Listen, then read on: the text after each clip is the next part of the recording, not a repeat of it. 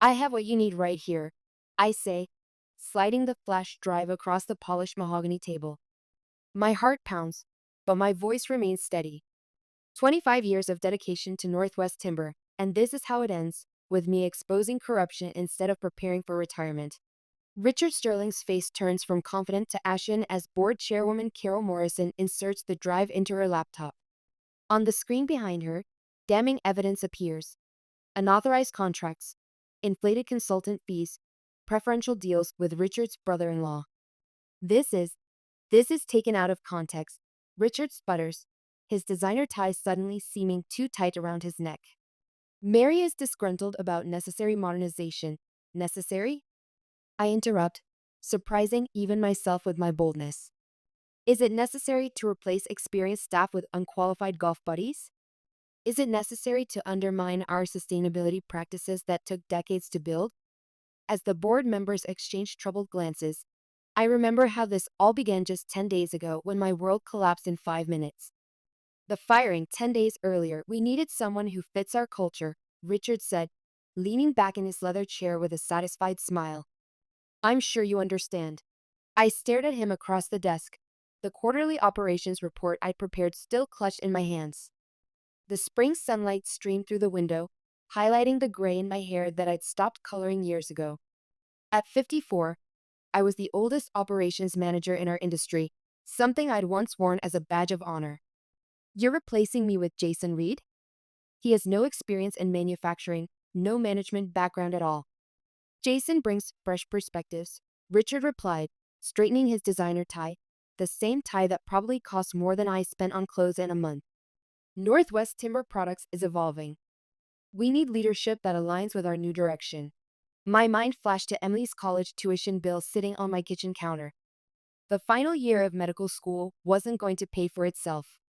After losing David to cancer 3 years ago, I was all my daughter had. I've managed operations here for 25 years, I said, fighting to keep my voice steady. Our efficiency metrics are at an all-time high. Client retention is 94%. What exactly needs changing? Richard's smile tightened. Mary, this isn't about your performance. You're excellent at what you do, but Jason and I share a vision for the company's future that's more dynamic. Dynamic. The euphemism hung in the air between us. What he meant was younger. Male. Someone who wouldn't question his decisions. Flashback. 25 years earlier. I still remember my first day at Northwest Timber. Fresh out of college with a business degree, I was determined to prove myself in an industry dominated by men. My father, a mill worker for 40 years, had scoffed at my ambition. Timber's not for girls, Mary, he'd said, his hands calloused from decades of labor. Especially not for management. But George Sanders, the CEO then, saw something in me that others missed. A meticulous attention to detail. A passion for efficiency. A willingness to learn every aspect of the business from the ground up. This industry needs fresh eyes, George told me on my first day. People who care about more than just cutting down trees. People who understand that sustainability is our future. I worked twice as hard as my male colleagues, learning every machine, memorizing every process, building relationships with clients who initially mistook me for a secretary. When David and I married 5 years later, I took just a week off for our honeymoon. When Emily was born, I was back in 3 months, bringing her to the office when childcare fell through. After David's diagnosis, George created a flexible schedule that allowed me to take him to treatments while still managing my team. Family comes first, he said. But I know this company is your family too. When he retired, I thought my position was secure. The systems I'd implemented had saved millions. The sustainability practices I championed had won industry awards. I'd given this company everything: missed school plays, worked weekends, postponed vacations. And now, in 5 minutes, Richard Sterling had taken it all away. Meeting Jason, first day of transit, Jason Reed looked exactly as I'd expected. Tall, tanned, wearing a golf polo under his hastily donned blazer. He extended his hand with an easy smile. Mary, great to finally meet you. Richard told me so much about you. Behind him, I could see Richard watching from the conference room, champagne flute in hand. He raised it slightly in my direction before turning to laugh at something said by the VP of sales. I forced a smile, thinking of the mortgage I'd refinanced last year to help pay for Emily's education. I'm sure he has, I replied, shaking Jason's hand firmly. Let me show you around. As we walked through the production floor, I realized with growing unease that Jason didn't know the difference between pine and cedar, couldn't read our processing charts, and referred to our largest client by the wrong name. This wasn't just a replacement. It was a dismantling of everything I'd built. This seems unnecessarily complicated, Jason commented about our inventory management system, suppressing a yawn. At my last business, we used a simple Excel spreadsheet for everything. What business was that? I asked, genuinely curious since Richard had been vague about Jason's background. Oh, I managed my brother's gym for a while, he replied casually. Different industry, but business is business, right? I stared at him, momentarily speechless. A gym. Richard was replacing me with someone whose experience was running a gym. My brother's pretty successful, Jason continued, misreading my silence. 3 locations in Seattle. I helped with the expansion. Richard and I play golf together at the country club. That's how we met. Of course. The country club Richard had joined immediately upon becoming CEO, despite cutting the employee wellness program as a cost-saving measure. The discovery. Evening eavesdropping. That evening, as I was preparing to leave, I overheard Richard and Jason laughing in the executive lounge. The door was partially open, and their voices carried clearly. She's still explaining systems like I'm actually going to use them, Jason chuckled. Wait till she finds out we're outsourcing half the operations management to that consulting firm. Richard's response made my blood run cold. The board doesn't know that part yet. Let's get Mary out the door first, then present the consultancy as a cost-saving measure. Between your salary and the consultants, we're still spending more, but the board only sees the headcount reduction. And you're sure about my compensation package? That signing bonus seemed almost too good to be true. Worth every penny to have someone who will support my vision instead of questioning everything with her efficiency metrics and sustainable practices. I stepped away silently, my mind racing. This wasn't just about replacing me with a golf buddy. They were dismantling my entire department, potentially jeopardizing the operations I'd spent years perfecting, and they were misleading the board about the financial implications. My phone vibrated in my pocket, a text from Emily. Got my med school dean's list letter today. Couldn't have done it without you, Mom. Love you. I blinked back tears. For 25 years, I'd put this company first, believing that hard work and results would be rewarded. I taught Emily the same values. What message would I be sending if I walked away quietly now? Back in my office, I sat heavily in my chair, staring at the operations manual I'd been updating for Jason. 25 years of dedication reduced to a 2-week transition that was clearly just for show. My team would likely be next on the chopping block once the consultants identified redundancies. I felt a complex mix of emotions. Anger, betrayal, concern for my team, worry about making my mortgage payments. Northwest wasn't just my employer. It had been my professional home since Emily was in diapers. As I packed my bag to leave, I noticed the board meeting agenda for next month sitting in my inbox, sent to me by mistake since I would no longer be employed when it occurred. I read it slowly, an idea beginning to form. Perhaps this transition wouldn't go exactly as Richard planned. The alliance. Carol Morrison's home was exactly what I'd expected. Warm, tastefully decorated, filled with family photos and mementos from her 30 years in the timber industry. As one of the few female executives in our field, she'd broken barriers I merely walked through. Richard told the executive committee you requested to leave, she said, pouring me another cup of tea at her kitchen table. Said you were burned out and recommended Jason as your replacement. Several of us were surprised, but he presented it as a done deal. That's not what happened, I replied, careful to state facts without emotional coloring. He terminated my position and had already hired Jason before informing me. Carol's expression hardened. I suspected as much. Richard's been making unilateral decisions despite board governance requirements. Unfortunately, he's convinced William, the board chair, that he needs operational freedom to modernize the company. My shoulders slumped slightly. Carol continued. I'd like to invite you to the next board meeting as my guest. It's unusual, but not unprecedented. You've presented to the board before, and I can request your attendance for questions on operations during the transition. Richard won't like that. Richard doesn't need to know until the day of the meeting, she replied with a hint of steel in her voice. In the meantime, document everything, especially any plans that contradict what the board has approved. She reached across the table and squeezed my hand, an unexpected gesture from someone I'd always seen as formidably professional. When I started in this industry in the 80s, my male colleagues made bets on how long I'd last. 4 decades later, I'm still here. Her eyes crinkled with a smile. Don't let them push you out without a fight, Mary. As I drove home, I realized what had bothered me most about my firing wasn't the loss of income or even the professional humiliation. It was the feeling that everything I'd built could be so easily discarded, treated as outdated or irrelevant simply because of who I was. Emily was waiting up when I got home, her medical textbooks spread across our kitchen table. Mom, what's wrong? She asked immediately, seeing my expression. I considered minimizing it, protecting her from my problems as I always had. Instead, I told her everything. That's corporate politics for you, she said when I finished, her expression fierce. Dad always said you were the backbone of that place. They're making a huge mistake. Maybe, I replied, but maybe it's time for me to move on anyway. She closed her textbook.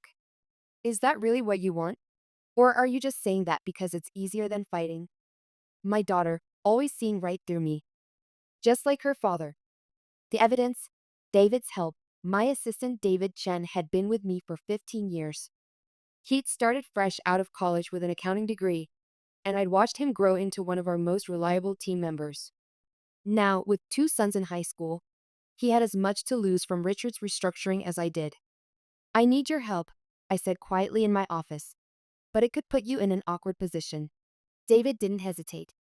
What do you need? Access to the shared drive for 1 hour and copies of the consultant proposal Richard's been developing. I can do better than that. I've been backing up all unusual document requests since you told me you were leaving. David pulled a flash drive from his pocket. Richard had me print the proposal yesterday, but didn't know I saved a copy. It's all here. The outsourcing details, the new pricing structures, everything. I stared at him in surprise. He shrugged.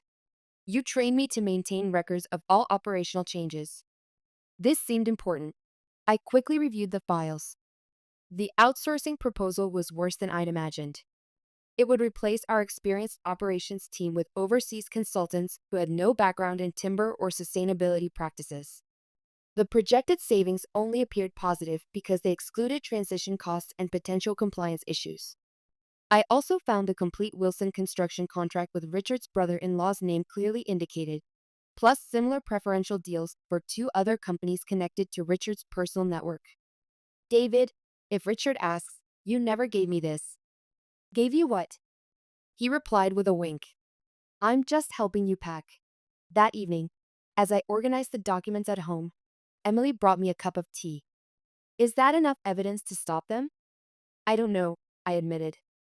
It might just be enough to lose my severance package. She sat beside me, looking at a photo of her father that still sat on our desk. Dad always said doing the right thing isn't about the outcome, it's about being able to look at yourself in the mirror. I smiled, remembering David's unwavering moral compass. Even through his illness, he never compromised his principles. Your father was a wise man. He also said you were the stubbornest woman he'd ever met, she added with a grin. Said that's why he fell in love with you. I laughed for the first time in days. Well, Richard Sterling is about to find out just how stubborn I can be. The ultimatum, final confrontation. The next morning, Richard called me into his office. His expression was cold. It's come to my attention that you've been accessing files outside your transition duties, he said without preamble. Given your reluctance to embrace these changes, we think it's best to end your employment immediately. I felt surprisingly calm. On what grounds? We don't need grounds with at-will employment, as you know. But if you prefer, I can cite breach of confidentiality or failure to support company directives. I see. And the severance package? Still available provided you sign today, with the addition of a non-disparagement clause. He slid a revised agreement across the desk. Otherwise, we terminate for cause, and you'll receive nothing. It was a calculated move, designed to silence me before the board meeting. Richard was clearly worried about what I might have discovered. I had a decision to make: sign and take the money to help with Emily's tuition, or reject the agreement and lose my severance but maintain my ability to speak freely to the board. I thought of my father, who'd worked the same mill job for 40 years, never complaining, never making waves. I thought of David, who'd fought his cancer with the same integrity he brought to everything. I thought of Emily, watching to see if I'd practice what I'd always preached about: standing up for what's right. I'll need time to review the new agreement, I said, taking the document without committing. Today, Mary. I need your decision and signature today, Richard insisted. I nodded non-committally and returned to my office to find Jason already there, examining my files. Just getting familiar with everything, he said without a hint of embarrassment. Since it seems your departure might be accelerated.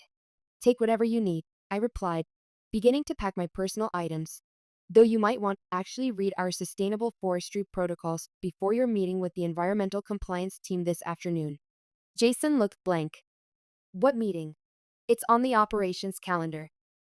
Quarterly review of our sustainability metrics. The team will expect you to explain any variances in our replanting schedules or carbon offset calculations. Panic flashed across his face, and he quickly left, presumably to find Richard. I made my decision then. Some things were worth more than money. The victory. Board meeting. When we entered the boardroom, Richard's confident expression faltered visibly.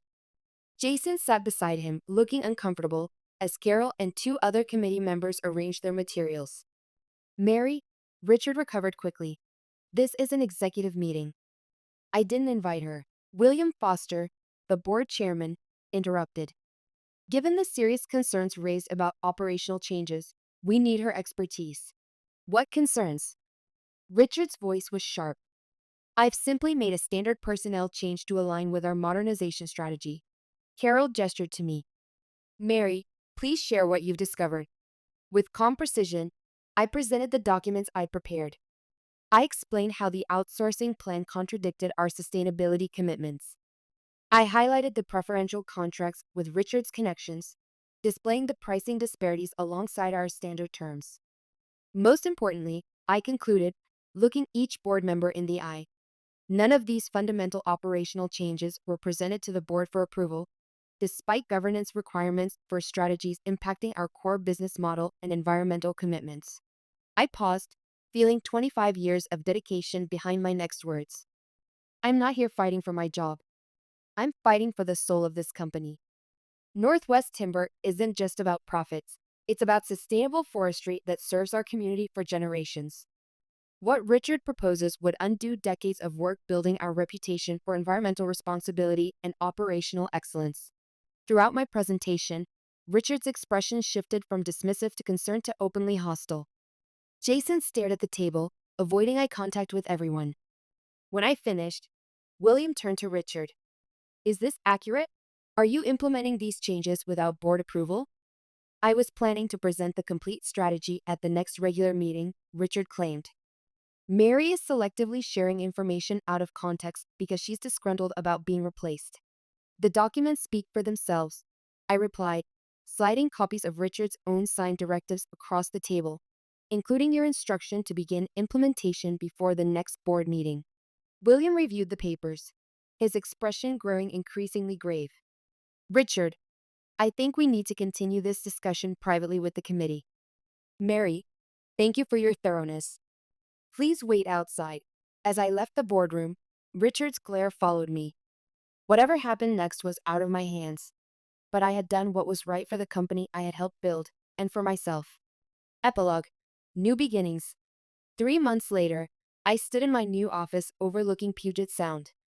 The sustainable building materials manufacturer that had hired me as operations director had given me a corner office with a view that still took my breath away. The door opened and David Chen walked in, now my senior logistics manager. The team's ready for the morning briefing when you are, he said with a smile. And Emily called, said she got her residency match at Seattle General. Wanted you to be the first to know. I smiled, thinking of how much had changed. Richard had been terminated immediately after that board meeting. Jason had disappeared just as quickly. I declined Northwest's offer to return, instead accepting this new challenge with a substantial salary increase and equity options that would easily cover Emily's remaining medical school expenses. Several of my former team members had followed me here, including David. Together, we were developing new processes for engineered timber products that were even more sustainable than what we'd done at Northwest. My phone buzzed with a text from Carol. Board approved new sustainability measures today. Your legacy continues. Lunch next week? I'd learned something powerful through this experience. At 54, I wasn't obsolete or irrelevant. My experience wasn't a liability, it was my greatest asset. And sometimes, when one door closes, it's not the end of the story. It's just the beginning of a better chapter. That evening, as Emily and I celebrated her residency news over dinner, she raised her glass. To new beginnings, she said. I clinked my glass against hers. And to standing your ground, I added. She smiled. Dad would be so proud of you, Mom. I nodded, feeling a peace I hadn't expected. I think I'm finally proud of myself too.